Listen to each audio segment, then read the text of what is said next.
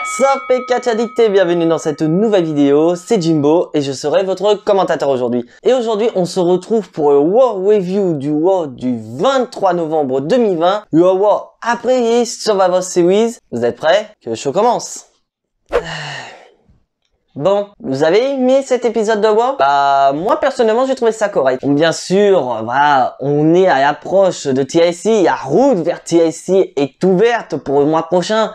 Donc voilà, faut construire quelque chose pour Drew McIntyre, voilà, le nouveau champion de la WWE, 2 fois champion du monde comme disent certains. Bah, faut lui donner un adversaire pour que ce soit une véritable tornade. Ah, tiens, c'est second TLC ça. Bon voilà, donc on se demande qu'est-ce qu'ils vont nous réserver à WoW. Est-ce que ces derniers vont directement nous pondre le challenger officiel de Drew McIntyre? Bah, réponse dans cette vidéo. Donc le show commence avec Adam Pearce, c'est la figure d'autorité qui nous accueille. Ensuite, voilà un petit bref résumé de ce qui s'est passé au Survivor Series.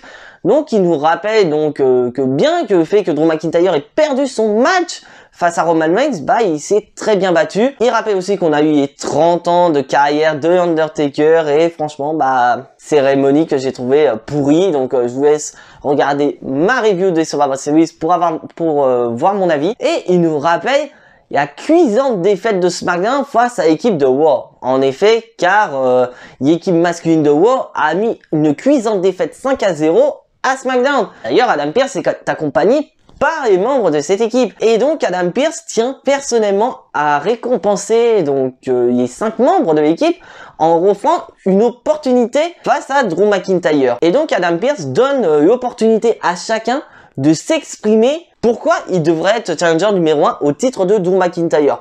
Donc chacun parle, comme par exemple Sheamus qui dit que voilà, Drew McIntyre et lui sont de vieux potes, qui si c'est pareil, bref, donc ils se vendent tous chacun leur tour. Pourquoi ils ont besoin de ils veulent cette opportunité.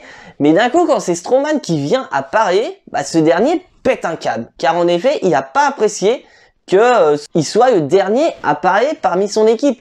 Et donc au final, il en a ras-le-bol.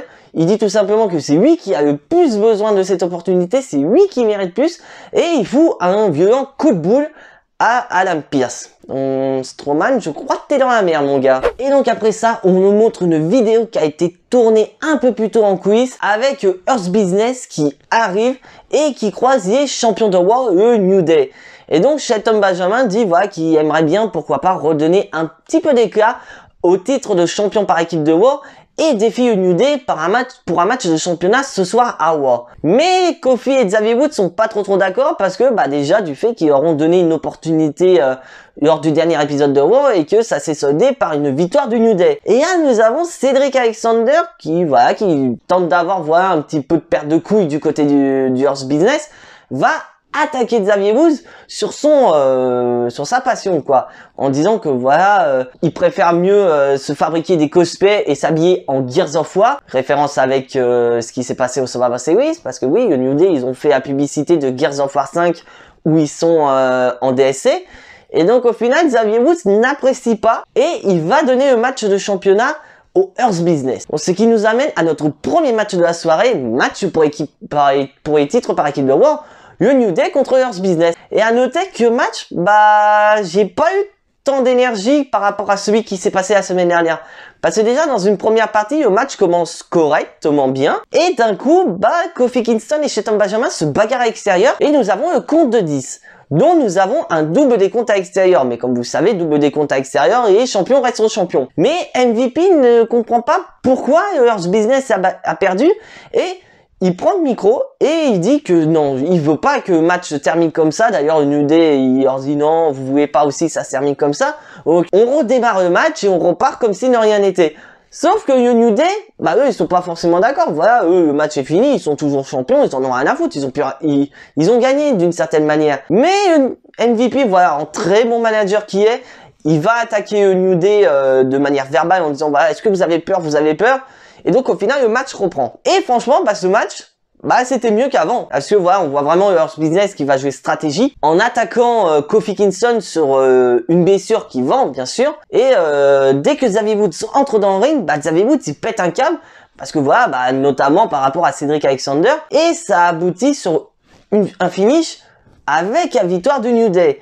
Donc le New Day conserve leur titre de champion par équipe de War. Et personnellement, je suis très curieux de savoir qui va toquer à la porte du New Day prochainement. Donc là, on repart en quiz, donc avec Adam Pearce qui sort des médecins suite à son coup de boule face à Braun Strowman. Et donc Charlie Caruso demande des informations, donc il dit que le médecin lui a dit de se reposer un petit peu suite à cette attaque. Et il se demande s'il ne va pas attaquer Braun Strowman. Parce que, bien sûr, Adam Pearce est un officiel, il peut très bien coller une amende à Strowman ou encore le suspendre. Et Charlie Caruso revient sur quelque chose, car en effet, Adam Pearce devait annoncer quelque chose avant l'attaque de Strowman.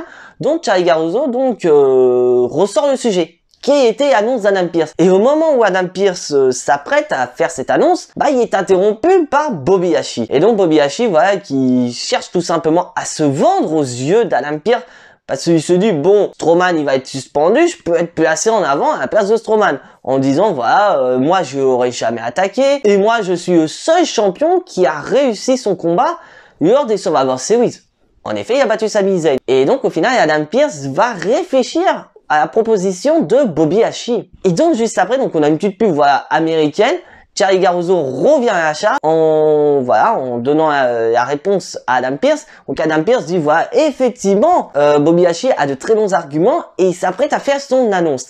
Et d'un coup, nous avons Randy Orton qui apparaît et rien. Juste un duel de regard entre Adam Pearce et Randy Orton. Mais là, on fait un petit moment parenthèse où nous avons l'unique survivante féminine, Lana, qui est interviewée par Sarah, qui lui demande tu dois être vraiment super hypé, maintenant t'es la dernière survivante des Survivor Series et tout, nanana. Et Lana, elle dit oui, effectivement, je vis un rêve, je n'aurais jamais pensé gagner les Survivor Series et tout. Et Sarah lui demande qu'est-ce que va être la prochaine étape. Est-ce que ça va être un match de championnat face à Asuka? Et là, Lana dit non, moi je vis au jour le jour, moi je suis pas intéressé par un match de championnat contre Asuka. Et là, on retourne avec Adam Pearce qui, va faire son annonce. Ça y est, enfin, depuis tant, t'es censé faire l'annonce, frère. Il annonce que ce soir, on aura 3 matchs solo. Donc, on aura Sheamus contre Matt Riddle. On aura Kissy contre Bobby Lashley, une affiche de rêve. Et une affiche encore plus prestigieuse, Randy Orton face à AJ Styles. Et le vainqueur de chaque match sera dans un triple menace qui aura lieu la semaine prochaine.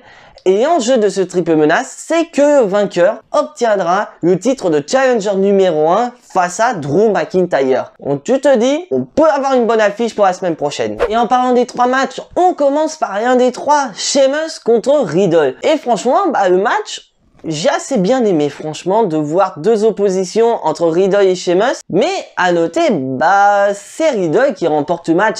Riddle bat Sheamus et obtient donc sa place dans le triple menace pour affronter Drew McIntyre. Il est le premier qualifié. Et franchement, je suis assez content de voir que Riddle, est placé aussi haut. Parce que c'est vrai que j'avais peur, parce qu'à un moment, on voyait plus Riddle à droite à gauche. On le met face à AJ Styles pour le titre intercontinental, et maintenant, il était inconnu au bataillon. Et que là, il est mis en avant, je suis assez content de la part de Riddle. Et là, on passe en quiz où nous avons encore Lana et elle se fait arrêter par la championne de Raw, Asuka. Et là, Asuka lui dit, tu veux un match de championnat pour le titre de Raw, etc. Donc, sauf que Lana, elle dit, non, moi je veux pas de match de championnat, etc. Et là, Asuka lui dit, ok, j'accepte tes challenges, tu as ton match de championnat. What? Attends, je comprends pas. Lana ne veut pas de match de championnat, mais par contre, Asuka viens la voir pour lui donner un match de championnat. Attends, WWE. Et là, tu commences à me faire flipper. Déjà, tu lui donnes les séries à Lana. Et là, tu lui donnes un match de championnat. En plus, Asuka lui dit lui-même, si ça se trouve, ce soir, tu ressortiras championne de Raw. Attendez. Et là, vous me faites peur, WWE, franchement. Et là, on passe à l'épisode de la Firefly Funhouse accompagné de Bray Wyatt et d'Alexa Bliss, et ces derniers vont nous parler de l'amitié. Bon, Bray Wyatt nous rappelle que à un moment donné, t'as un ami qui vient t'aider, et après, il vient brouiller ta maison. C'est un peu ce que t'as fait Randy Orton en 2017, frère. Et donc là, d'un coup, Bray Wyatt parle avec Alexa Bliss par rapport à l'amitié qui existe entre Alexa Bliss et Nikki Cross. Et là d'un coup nous avons donc une marionnette, voilà, c'est une grenouille qui représente Amitié. Et voilà que c'est plus ou moins d'Amadou Alex Abyss à rester ami avec Nikki Cross. Et là d'un coup Alex Abyss utilise donc marteau qu'avait utilisé Orton et qu'utilise en ce moment Bray Wyatt pour taper la grenouille. Et suite à ça, bah la grenouille malheureusement elle nous a quittés. Et donc Bray Wyatt Alex Abyss nous fait 1 minute de silence en l'honneur de la grenouille. Et l'épisode de la Firefly Funhouse se termine ici.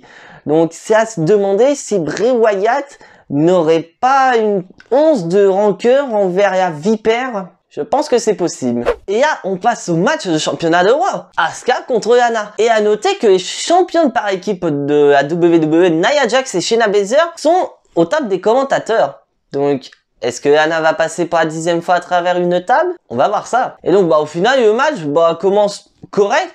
Sauf que ça a duré même pas 2 minutes parce que à un moment donné, Nia Jax est en train de critiquer Asuka. Cette dernière est à l'extérieur et vide tout simplement une bouteille d'eau sur les championnes. Et donc les championnes attaquent Asuka, ce qui entraîne donc une disqualification. Donc voilà, donc Asuka est toujours championne, mais on voit que Lana va sauve Asuka, donc les deux s'enfuient, mais Shayna Baszler et Nia Jax veulent affronter Asuka et Lana.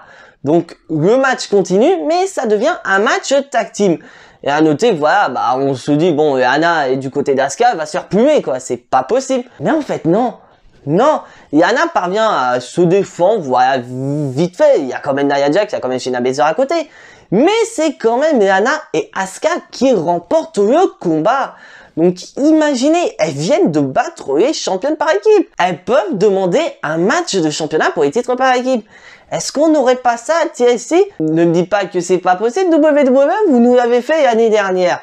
Becky Lynch, qui était championne de Raw, avait affronté les Kabuki Warriors, donc Kairi Sane et Asuka, pour les titres par équipe de la WWE en compagnie de Charlotte Flair. Donc on peut très bien avoir cette affiche. Et franchement, bah, je suis curieux de voir ça. Mais à noter, Lana a vaincu ses détracteurs. Elle n'est pas passée à travers la table. Et la table des commentateurs est restée intacte. Donc nous sommes à 9-1 pour, bien sûr, la table. Donc est-ce qu'ils vont nous faire un petit score comme ça entre les passages à travers la table? Pas du tout les passages à travers la table, franchement. Mais c'est vrai, j'ai commencé à flipper dans ce match parce que je me suis dit, putain, ils vont nous faire ces cons. Ils vont nous faire gagner Lana. Sachant qu'il y a des rumeurs qui courent sur Lana par rapport à l'année prochaine. Donc je vous explique qu'il y a des rumeurs disant que Lana pourrait gagner au Royal Rumble 2021. Donc quand j'ai vu ça, je me suis dit, c'est quoi ce délire? Bon, je vous explique. En gros, ils veulent faire en sorte que Lana arrive en numéro 30, mais au moment où elle arrive, il y a plus de catcheuses dans le ring. Donc en gros, ils veulent faire gagner Lana sans qu'elle vienne combattre. Un peu comme là avec les Survivor Series. Et j'espère sincèrement que ça va pas arriver parce que là, je crois que WWE, je crois que vous perdriez un abonné et j'irai chez AEW quoi. Donc là, on repasse en coulisses donc avec MVP qui se fait arrêter par Riddle. Riddle qui propose certains investissements à MVP, comme par exemple du yaourt avec un parfum un peu bizarre, bref, des idées. Sauf que MVP dit que lui et Bobby Lashley n'ont tout simplement pas le temps parce qu'ils doivent affronter Kissy. Il y a un match de qualification contre Kissy. Mais MVP dit, voilà, j'aime bien ton petit côté investisseur, etc. Donc, communique-moi les idées. Si les idées sont bonnes, on verra. Mais si elles sont pas bonnes, t'auras affaire à nous. Est-ce qu'on va pas se diriger petit à petit sur une rivalité Riddle contre Bobby Lashley? Franchement, je serais bien content. Et donc, on passe au match qui est tout à fait inédit. Kissy contre Bobby Lashley. Et franchement, le match, j'ai bien aimé. Franchement, j'étais agréablement surpris parce que c'est vrai qu'on a souvent l'habitude de voir Bobby Lashley qui domine, mais là, il se retrouve face à un adversaire à sa mesure qui est Kissy et franchement, j'ai super bien aimé. Mais à noter qu'il y avait quand même MVP aux abords du ring, donc MVP, bah, il est pas resté sage comme une image. En effet, il est intervenu déjà à une première reprise et à la fin du match. Donc en gros, à la fin du match, Bobby Lashley parvient à porter sa Full Nelson sur Kissy, mais c'est Kissy en face. Donc Kissy parvient à contrer la Full Nelson, donc grâce à sa force, mais MVP vient attaquer Kissy. What? Donc au final, Kissy remporte le match par disqualification. Et franchement, j'ai pas compris, MVP. C'est un match de qualification pour potentiellement devenir challenger numéro 1, frère. Alors pourquoi tu viens intervenir? Si t'as confiance en Bobby Lashley, tu viens pas intervenir dans le match, quoi. Et franchement, je sais pas, mais Bobby Lashley, il va être un peu vénère, je pense, face à MVP. Donc là, on repasse en quiz, donc avec Nikki Cross qui va affronter Alexa Bliss ce soir. Et elle explique que tout simplement, voilà, elle veut que d'une seule chose, c'est faire sortir The Fiend du corps d'Alexa Bliss. Parce que pour elle, sa meilleure amie est toujours présente, mais c'est The Fiend qui tire les ficelles. Et donc là, on passe au match. Et on voit vraiment qu'Alexa Bliss, elle en a rien à foutre de Nikki Cross. Au contraire, elle joue avec elle en rigolant, etc., en esquivant avec cette ennemis d'Harley Quinn que j'adore franchement. Et à un moment donné, Alexa Bliss se met à pleurer. Donc elle a le comportement de la meilleure amie qu'elle devait avoir. Donc elle fait mine, qu'est-ce qui s'est passé? Où est-ce que je suis? Pourquoi je suis habillée comme ça, meuf? Et donc au final, elle pleure et on a un câlin avec Nikki Cross. Mais c'était un piège, car Alexa Bliss porte le Sister Abigail et elle fait tomber, d'ailleurs un tombé que j'ai bien kiffé, pour remporter le combat. Donc Alexa Bliss remporte le match en étant vraiment fourbe à 100%, en jouant sur les sentiments de Nikki Cross, en faisant mine, oui j'étais possédé, qu'est-ce qui s'est passé? Alors qu'en fait non, c'était une ruse pour remporter le combat. Et franchement j'ai bien aimé et je suis très curieux de quelle va être la suite pour Alexa Bliss. Et là on passe au main event, le troisième match de qualification. Une affiche de rêve, d'ailleurs une affiche digne d'un WrestleMania, comme nous disent nos chers commentateurs américains. Randy Orton, le 14 fois champion du monde, face à AJ Styles, le double champion du monde. Et franchement, le match, j'ai bien aimé, mais à noter que durant le match, à un moment donné, Randy Orton est à l'extérieur et nous avons The Fiend qui était derrière lui. Donc Orton commence un peu à douter en voyant The Fiend et il se dit The Fiend peut apparaître n'importe où. Et The Fiend est réapparu une deuxième fois, donc au niveau du coin de ring, donc au niveau d'un des poteaux, ce qui a permis à AJ Styles de porter son phénoménal forearm pour le compte de 3.